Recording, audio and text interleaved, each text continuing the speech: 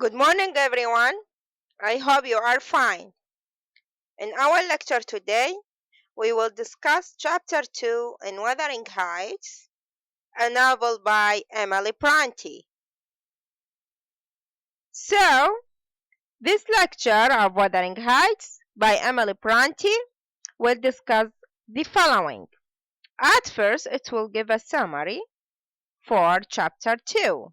Then, it will give a commentary for the chapter, what includes an introduction to characters, comments, the development of Lockwood, the development of other characters, and young girl and young man at Wuthering Heights. Lastly, it will show a vein of humor added to this chapter too. Well, moving on, chapter 2 includes the following characters: Lockwood, Nellie, Heathcliff, Joseph, Zillah, Kathy, that is to say, little Catherine, Harriton, Heathcliff's wife, and his son. All these characters are either found in person or mentioned by name. The setting, place, the house, Wuthering Heights. Time, still 1801. Now, we will start with the summary of chapter 2. Actually, chapter 2 is shaped around the second visit of Lockwood to Wuthering Heights. And as we have previously said that Lockwood was unwelcome visitor in Wuthering Heights in his first visit.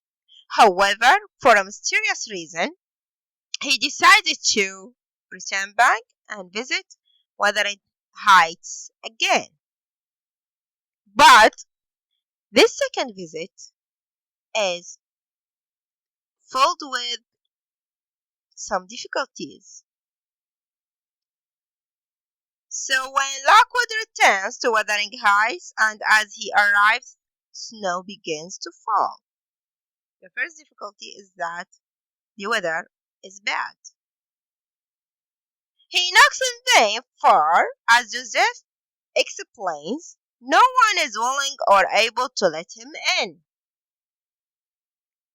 However, eventually, a young man appears and beckons Lockwood to follow him. This young man, on the other side, is Harriton. Once inside, Lockwood sees who assumes is Heathcliff's wife and attempts to engage her in conversation. However, he does not succeed. So, Harriton lets him in, and then he meets a young girl. He mistakes her for Heathcliff's wife and attempts to engage her in conversation. But he was wrong, actually, because the girl that he met was little Catherine or Kathy.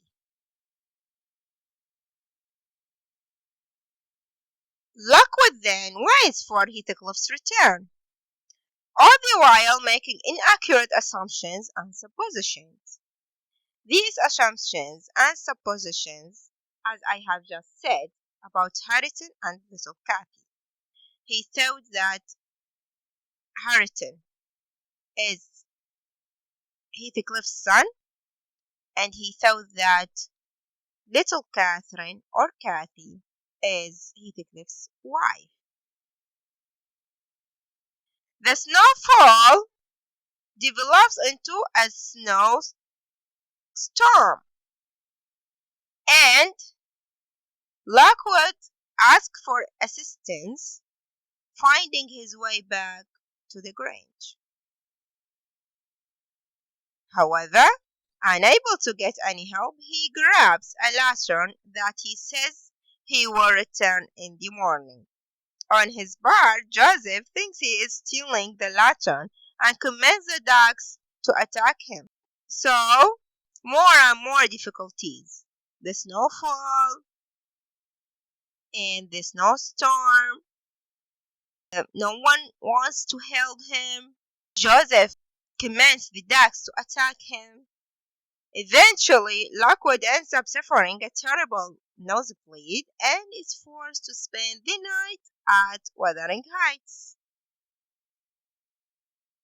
Okay, now we will continue with the commentary. Okay, as we have said before, the first three chapters shape the beginning or exposition of a plot in Wuthering Heights. So, in chapter 2, we also have an introduction to characters. Chapter 2 actually and primary serves as an introduction to characters like Zilla, the servant at Wuthering Heights, who known formally as only the Lusty Dame in the first chapter, but now she is identified. We also have Nellie Dean, the narrator, but here she is only mentioned, but not named. Harriton Earnshaw, whose name matches the inscription over the door, is named too, but his presence is not explained. And we have the Mrs., who is introduced as Heathcliff's widowed daughter-in-law, though her first name is not mentioned either. Actually, the Mrs. is the little Catherine or Kathy. In addition, in what is almost an aside, Joseph mentions the mother of Mrs. Heathcliff, claiming she went straight to the devil. Well, after providing some characters in chapter 2, either by name or in person, we can comment that, as I have just said, chapter 2 is a continuation of the exposition of plot in Wuthering Heights. So, providing mostly exposition, the information is neither straightforward nor entirely explained, again creating a bit of mystery. And we also said before that creating this mystery is deliberate because Pranti here is trying to evoke the curiosity of the reader in order to continue reading the rest of the novel. Clearly, these characters who do not get along, let alone like one another, are somehow tied together. Well, although we do not have much information about some characters, we can guess that these characters are somehow tied together. Also, in chapter 2, we have a development of Lacos' character. Actually, Lockwood, who again serves as narrator of these events, is the one who introduces these characters to us, to the reader. Although Nellie, the unnamed housekeeper, serves as the primary narrator of the majority of them. As a matter of fact, Lockwood does meet most of the characters in this chapter, and he lives the meanwhile events. While Nellie lives lived while Nellie serves as a primary narrator for the majority of the novel because she was the one who lived with the characters and the events of the majority of the story. Immediately, Lacos' reliability is again called into question. First of all, his decision to return to Wuthering Heights is itself questionable. Why, as we have said before, he is not invited, the weather is poor, and he is not sure of the way because there is some difficulties for his second visit to Wuthering Heights. And also there is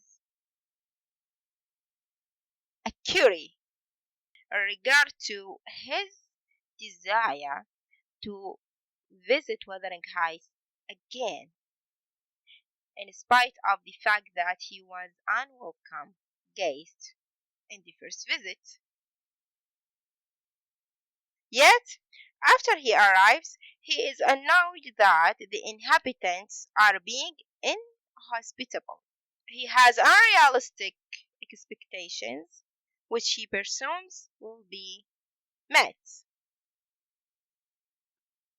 Moreover, in addition to the development of Lacos' character in chapter 2, we have a development of other characters.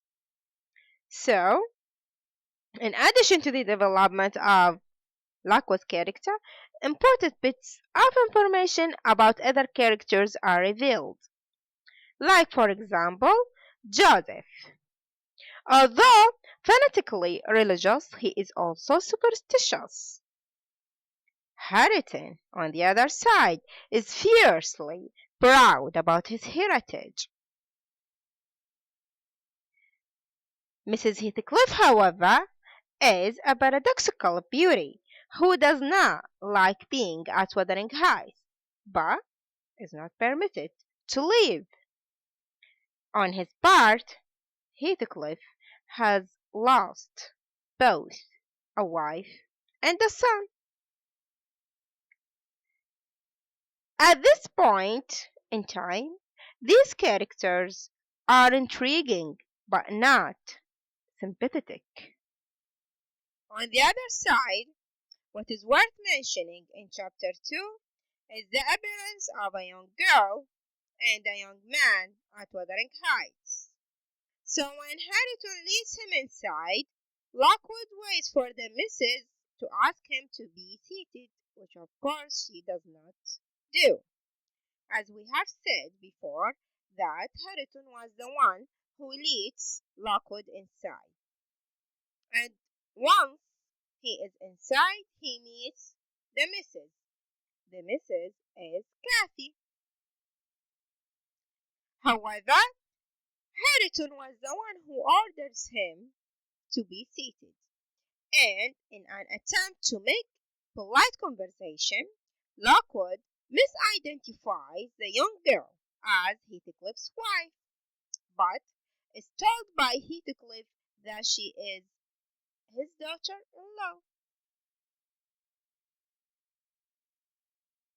And Lockwood again mistakes the young fellow as Heathcliff's son and the young girl's husband, but Heathcliff again corrects him and informs Lockwood that his son is dead. The young fellow intervenes and informs Lockwood that he is Harriton Earnshaw. Actually, Lockwood's inability to read people and situations make his narration suspect. Lastly, in chapter 2, we also have vein of humor. So a vein of humor runs through this chapter also. But towards the close, the chapter becomes serious in view of the attack by the dogs on Lockwood. So as we have said before, the second visit of Lockwood to Wuthering Heights is filled with difficulties. And these difficulties put Lockwood in humorous situations at the beginning of the chapter.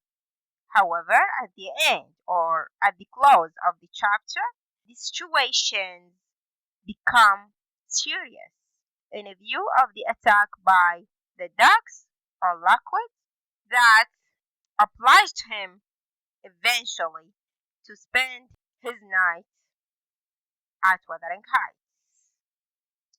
That was the end of our lecture today. For further reading, please refer to these resources. Next lecture, I will discuss Chapter 3 in Wuthering Heights. Thank you very much for your time and good luck.